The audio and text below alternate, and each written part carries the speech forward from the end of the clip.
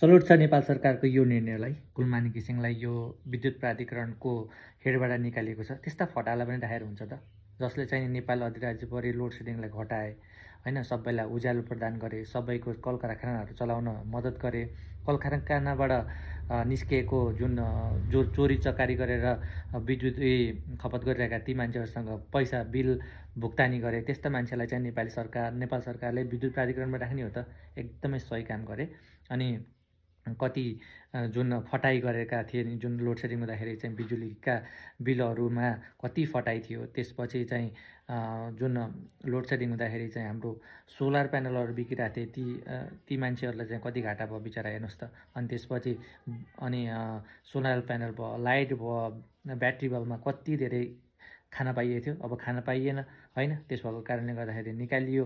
कस्तो राम्रो काम गर्नुभएको, वाह, सल्युट। नमस्ते, सबैलाई पुऱ्याइदिनु होला यो भिडियो है।